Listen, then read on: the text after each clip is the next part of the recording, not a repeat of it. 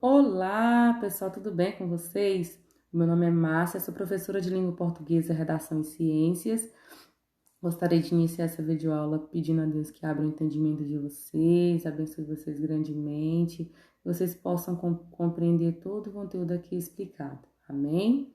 Bom, pessoal, o último conteúdo que nós vimos foi até a página 172, que eu fiz a correção para vocês. E agora, dando continuidade aí na página 173, nós temos aí um esquema, né, sobre esse gênero textual que nós estamos estudando esse bimestre, que é o texto de divulgação científica, tá? Então, tem um esqueminha aí, e o tema é hora de organizar o que estudamos. E tem um quadro de palavras aí, né? Assuntos, expositivo, coesão, conceitos, destaque, desenvolvimento. Então, o que vocês devem fazer? Vocês irão preencher, tá? Substituir esses quadrinhos aí pelas palavras, tá? Então, logo abaixo do nome aí, texto de divulgação científica, tem o conceito desse gênero textual, tá? E ele inicia assim, ó, texto, aí vem um quadradinho, aí vem o restante da informação. Então, você vai ver qual a palavrinha que melhor encaixa aí no lugar desse quadradinho, tá? E também lá onde tá escrito assim, intenção e finalidade. Lá no finalzinho, onde está dizendo assim, possibilitar a compreensão de diferentes, aí tem outro quadradinho. Nesse quadradinho você vai substituir com outra palavra, ou seja, todos os quadradinhos aí, eles devem ser substituídos por uma das palavras do quadro, de forma coerente, tá? De forma correta. Eu indico que após vocês fazerem esse preenchimento com as palavras, que vocês façam uma leitura direitinho desse esquema, tá? De forma a ampliar o conhecimento de vocês a respeito das características desse gênero textual, ok? Vocês lembram que eu falei que um texto de divulgação científica, ele pode ser formado apenas por linguagem verbal, ou seja, pode ser um texto todo escrito, né, com palavras, e ele pode ser um texto também não verbal, né, com imagens, mapas, etc. E ele pode ser um texto com os dois tipos de linguagem, pode misturar esses dois tipos de linguagem, pode ter tanto a linguagem verbal quanto a linguagem não verbal.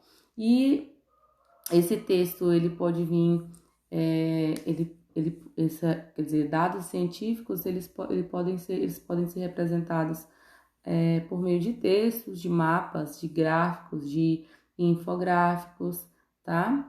E aí nós iremos ver alguns desses, tá? A respeito do aquífero Guarani, né? Nós temos aí o texto 2, que fala sobre mapa, tá? Então, mapas e gráficos são representações de dados físicos, sociais, econômicos, entre outros, tá? Quando o leitor ele resolve ler um mapa e um gráfico, ele tem já um objetivo específico, diferente dos objetivos quando você quer fazer a leitura de um romance, de um jornal, de uma revista. Por exemplo, quem vai fazer a leitura de um jornal, ele geralmente gosta de fazer uma leitura contínua para estar sempre atualizado, sempre informado com as coisas que estão acontecendo no dia a dia. Quem faz a leitura de um romance, a pessoa começa a fazer a leitura daquele romance, ele quer dar uma sequência naquela leitura até terminar o romance, saber o que aconteceu, né? Agora, se uma pessoa resolve pegar mapas, gráficos e atlas, o objetivo, né, ela pretende o quê? Localizar rapidamente uma informação sobre a realidade física, social e econômica, tudo isso relacionado ao espaço geográfico, tá? Então, quando a pessoa vai em busca de mapas e gráficos e atlas, já tem um objetivo específico, já né, ela pretende obter uma informação mais rápida. Não é aquela leitura do cotidiano, né? Não é uma leitura contínua, é específica. Observando aqui ó, esse mapa ao lado, vocês podem ver aí a legenda, né? Temos a legendinha aí. Vocês podem observar que ao redor de todo esse mapa ao redor do aquífero, né? O aquífero é esse aí, que está entre os estados de Goiás, Minas Gerais, São Paulo, Mato Grosso, e entra um pouquinho aí, ó, em outros países também. Tudo isso aí é o aquífero Guarani, tá? E ao redor desse aquífero tem uma linha, tem uma linha rosa, né? Ele tá todo contornado pela rosa, por uma linha rosa. Essa linha rosa indica o limite do aquífero, até onde o aquífero vai, tá? E também tem essa parte roxa, tá vendo a parte roxa? Na legenda diz que essa parte roxa é a área de afloramento. E essa parte toda lilás, que é essa parte maior, é a área de confinamento, tá? A parte roxa são aquelas em que as águas dos aquíferos surgem na superfície. A parte lilás são aquelas em que as águas dos aquíferos estão cobertas por rochas, tá? Então, vocês vão observar direitinho esse mapa, mais uma vez, aí no livro de vocês, tá? E a partir daí vocês irão responder essas questões aqui, ó. Por exemplo, a letra A. Onde ficam localizadas as áreas de afloramento? Você vai voltar lá no mapa direitinho, observar onde é que estão, onde que o aquífero está sendo localizado aí para poder responder. Façam a leitura das outras questões também com bastante atenção para poder responder, tá? O texto 3 vai mostrar gráficos e infográficos, aí começar aí com gráfico circular. Esse gráfico circular aí, ele está mostrando a distribuição da água no mundo, tá? Então, eu tenho um gráfico sobreposto ao outro, tá? No gráfico de baixo, mostra a quantidade de água doce e a quantidade de água salgada, tá? A quantidade de água salgada no mundo corresponde a 97% de toda a água, tá? E apenas 3% de toda a água que há no mundo é água doce. Então, 97% é água salgada, apenas 3% é água doce.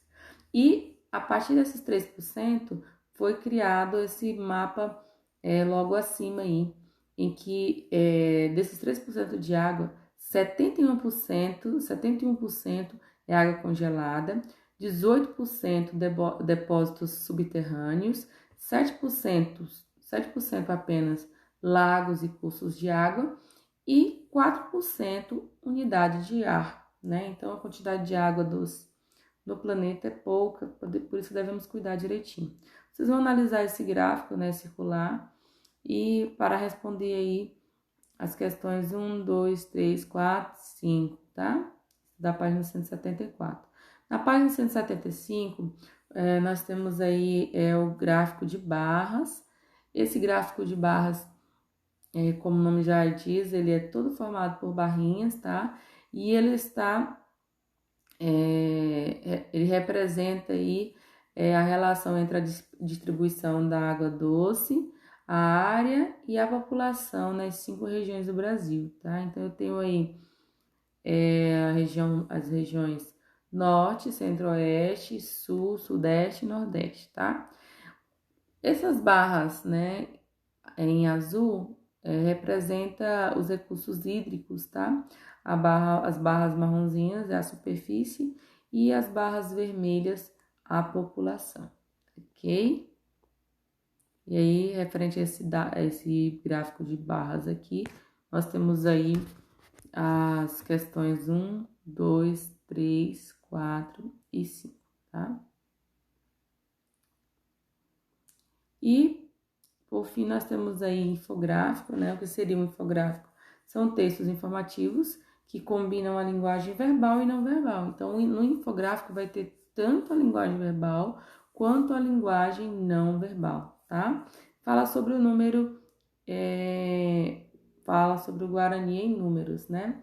Então, a área total do Guarani é de 1.200.000 quilômetros quadrados, tá? E o volume da água explorável é de 40 quilômetros, e dentro desses 40 quilômetros contém 40 trilhões de litros, tá?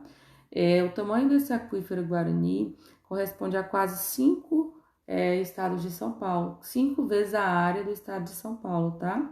o suficiente para abastecer 2,5 vezes a população brasileira, né, durante um ano, cerca de 445 milhões de pessoas. E a quem pertence o aquífero Guarani? Bom, 70% pertence ao Brasil, tá? 19% à Argentina, 6% é ao Uruguai e 5% ao Paraguai, tá? Nós temos aí as questões 1, 2, 3, 4, 5 e 6 da página 176. E aqui eu finalizo essa aula de hoje, né? Vocês irão assistir essa videoaula direitinho e logo após irão fazer esses exercícios aí, essas atividades. Só que eu estarei postando nessa agendinha que eu sempre coloco antes da videoaula, eu coloco uma agendinha. Na agendinha eu estarei colocando aí quais são as páginas que vocês devem responder, tá bom? Qualquer coisa eu estarei na plataforma ou no grupo do WhatsApp. Quem tiver alguma dúvida pode me perguntar no grupo ou no PV, tá bom? E tenha uma aula abençoada, né? Boa atividade, que Deus abra o entendimento de vocês. Até a próxima e fiquem com Deus. Um abraço.